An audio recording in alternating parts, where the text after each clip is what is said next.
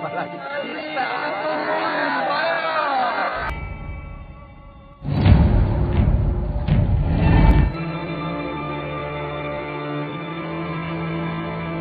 Kali ini saya kembali membahas film yang diangkat dari kisah nyata. Film yang menceritakan 3 orang peneliti di sebuah hutan pedalaman Borneo, Sarawak, yang mana penelitian mereka tidak berjalan mulus karena selalu diteror oleh suku pedalaman yang mendiami tempat tersebut. Suku tersebut meyakini bahwa orang luar tersebut adalah pengusir tempat tinggal mereka. Tanpa berlama-lama lagi, langsung saja kita masuk ke alur ceritanya.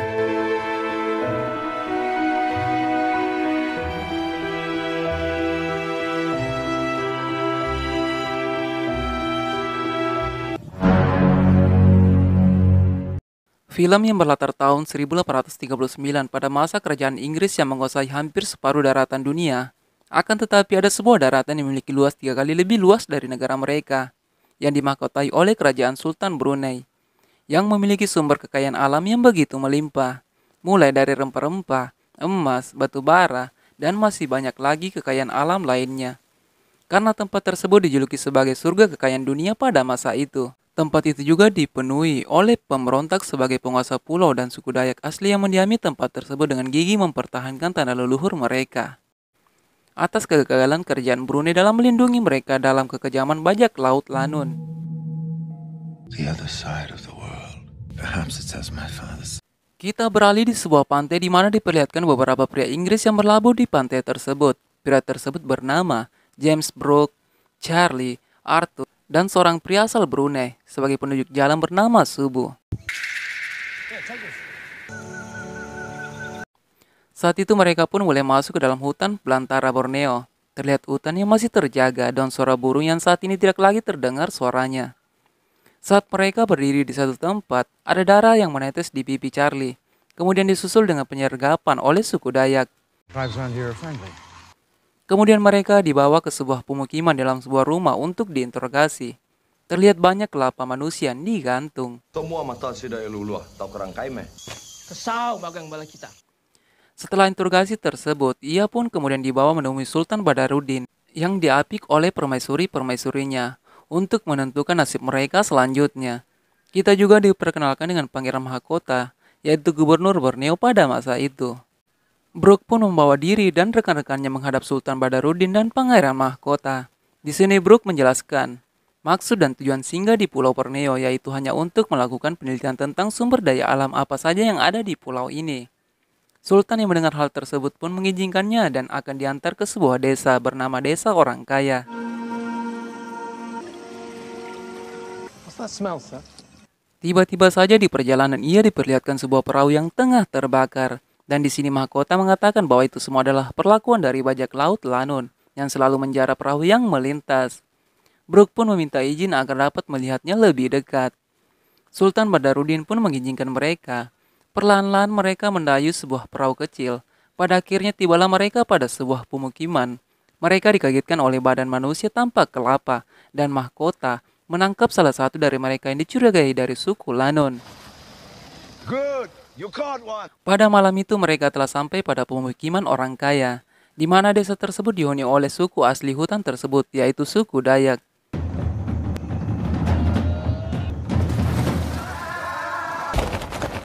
Karena penjambutan semalam mereka tanpa sadar ketiduran. Dan pagi harinya Brooke pun diperkenalkan pada salah satu wanita suku Dayak yang cantik jelita bernama Fatima, yaitu sepupu dari Sultan Badaruddin. Setelah diperkenalkan ke Fatima, pada pandangan pertama itu pun membuat Brooke jatuh hati padanya. Di tepi sungai, Pangeran Mahkota kembali menemui Brooke sebagai tanda sambutannya pada dirinya. Di sini ia membawa Sandra yang sebelumnya ia tangkap. Saat Sandra tersebut ingin dipenggal oleh Pangeran Mahkota, Brooke pun segera menghentikannya dan hal itu tidak ia inginkan. Akan tetapi dengan santainya Pangeran Mahkota memenggal kelapa Sandra tersebut dan memberikannya secara langsung kepada Brooke sebagai tanda hadiah dan persahabatan darinya. Setelah itu Pangeran Mahkota mengunjungi kapal Brooke dengan tujuan untuk meminjam meriam milik Brooke untuk dibawa menyerang benteng pemberontak.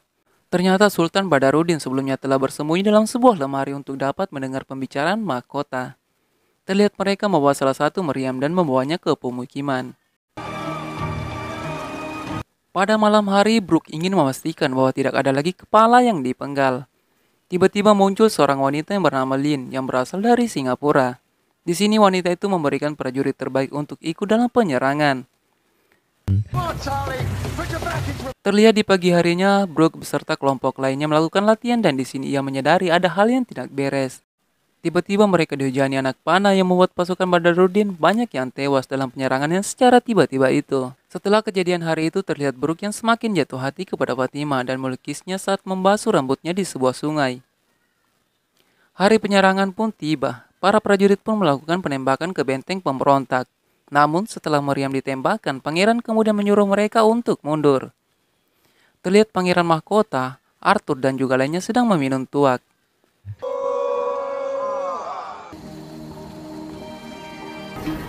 Di esok harinya di mana penyerangan secara langsung dilakukan pada hari itu di benteng pemberontak.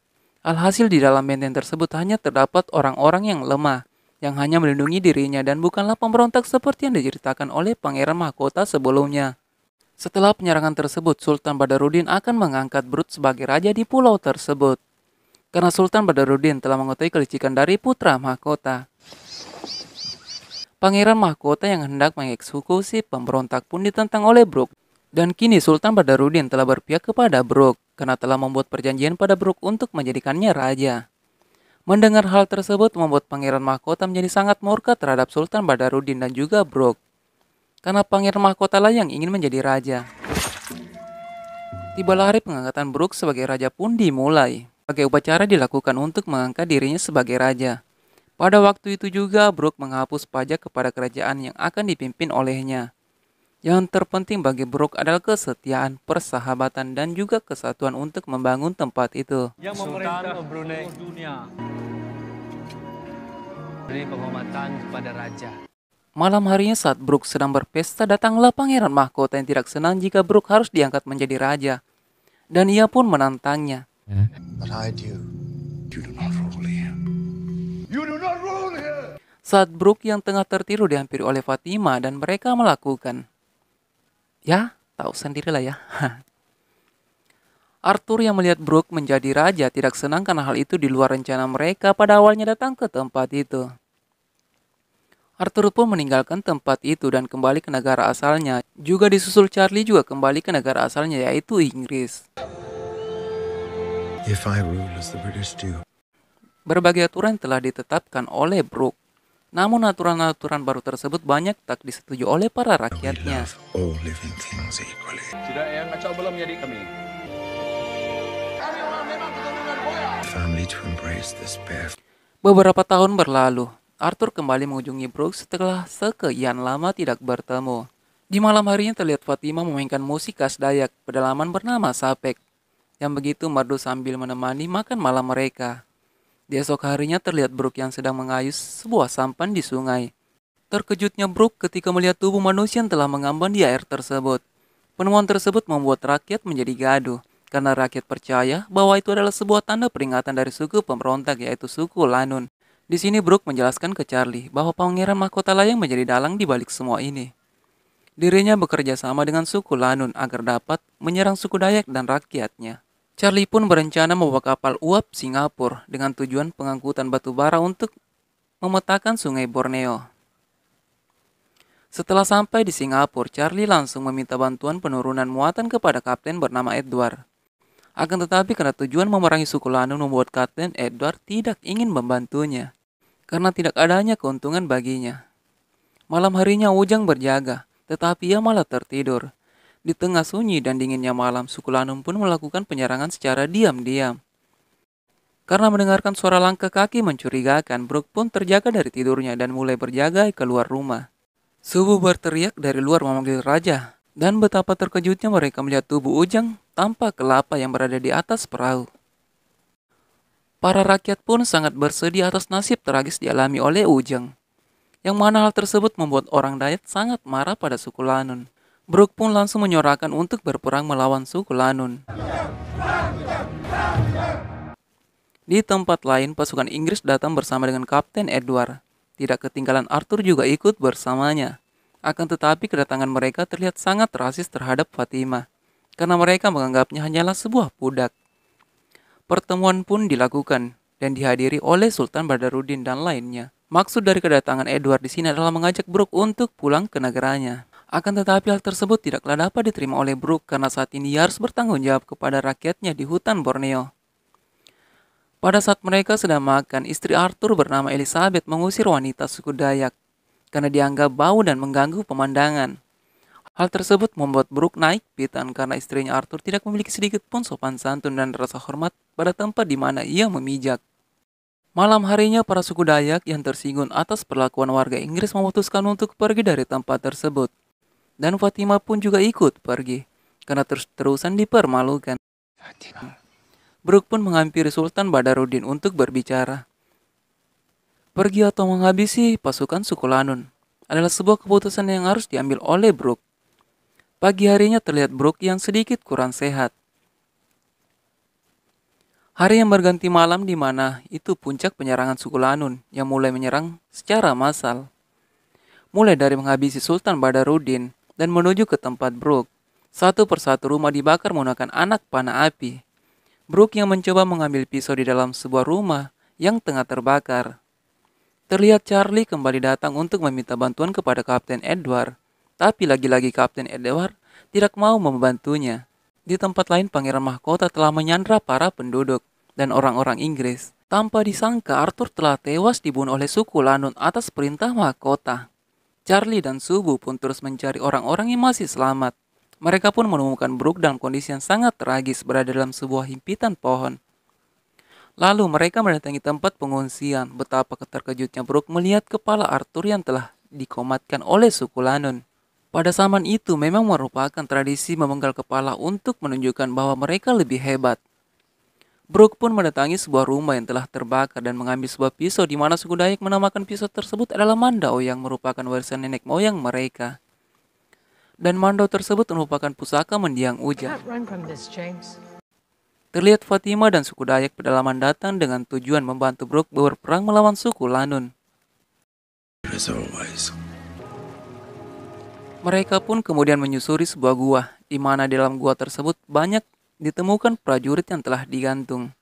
Dan ternyata keberadaan suku Lanun tidak jauh dari tempat mereka berada saat ini. Di malam harinya, Brooke yang dipenuhi dendam dan juga amarah yang berkobar pun melakukan penyerangan secara diam-diam menuju tempat suku Lanun.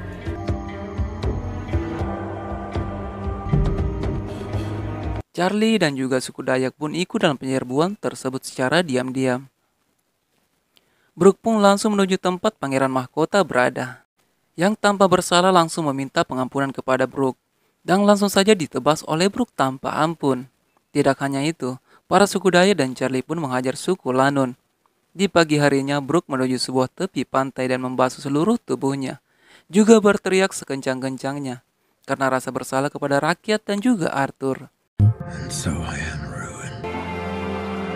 Setelah kembali, Brooke pun disambut bahagia oleh rakyatnya sambil mengibarkan bendera sebagai tanda kemenangan dari para pemberontak suku Lanun. I'd rather be the man you are now. Film pun berakhir.